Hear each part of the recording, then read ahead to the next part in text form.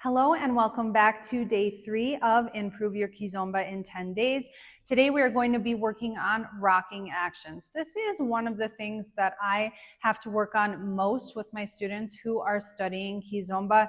It is something that is challenging and necessary because the way that you do rocking actions, meaning rocking back and forth between 2 feet without lifting the feet off the ground, does really affect the way that you connect to your partner and to the music and to the ground and all of that. And so it is extremely important, and it is something that I feel gets neglected, and it's the reason why we have difficulty following and why our dancing doesn't look the way we want it to look. So we're going to get right into the rocking actions now. So like I said, rocks are anytime that I am transferring my weight back and forth between my feet without lifting my feet off the ground. So error number 1 that I see when I'm teaching Kizomba is we'll be walking, and then I'll lead a rock step and we continue to move the feet. So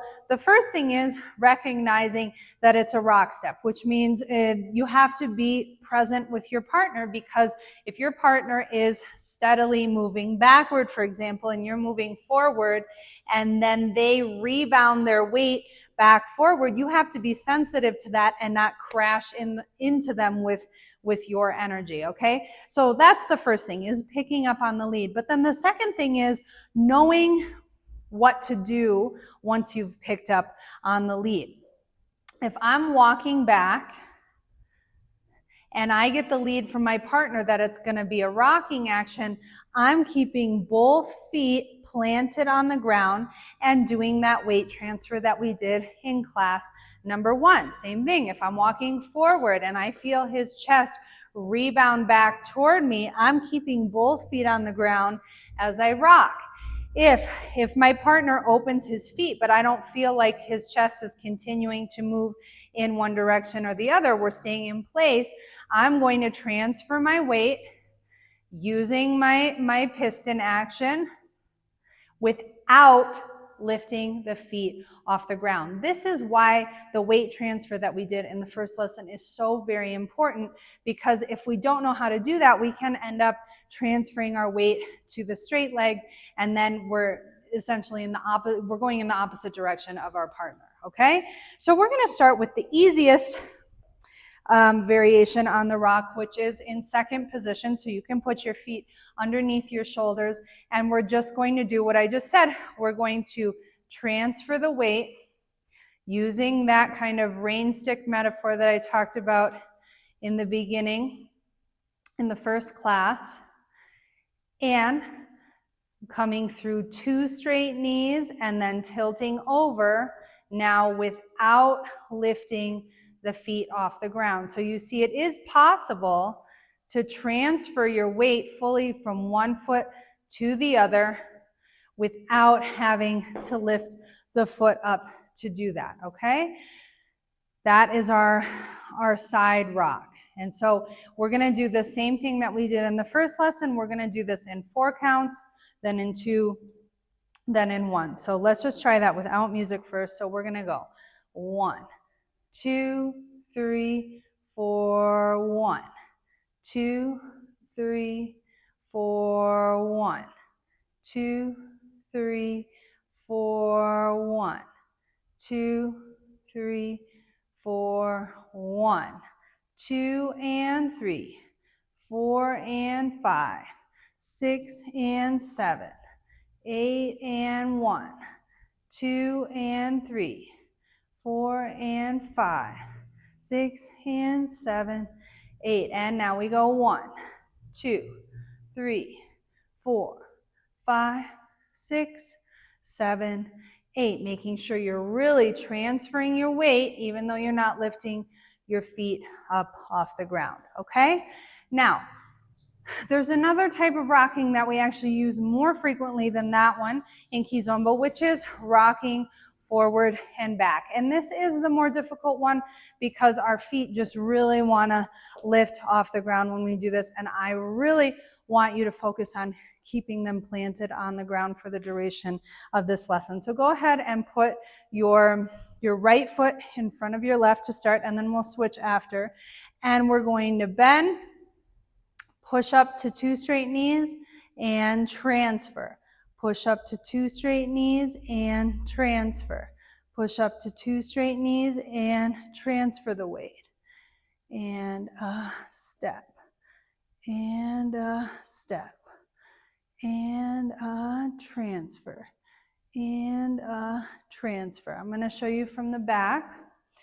We're here, and I'm going to go 1, 2, 3, 4, and 1. 2, 3, 4, and 1. 2, 3, 4, and 1. 2, 3, 4, and 1. Okay?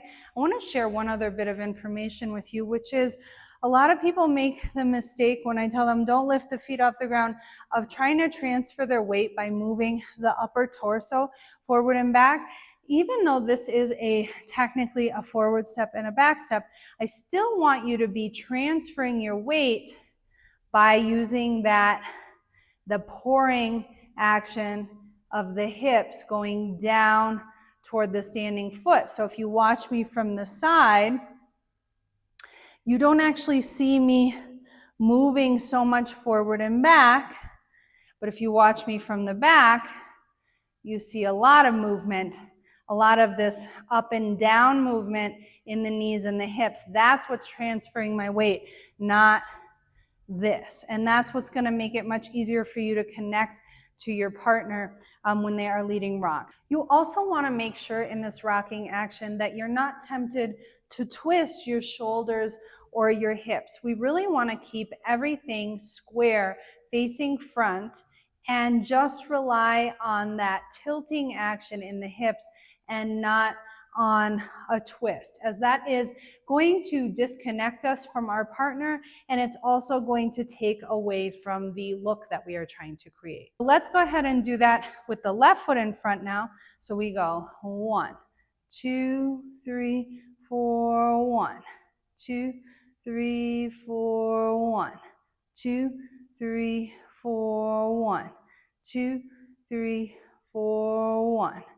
My feet are a little too far apart. So that's another thing too, is you'll have to adjust the size of your step to get to the point where you feel like you can really drop your weight onto both feet without having to move them.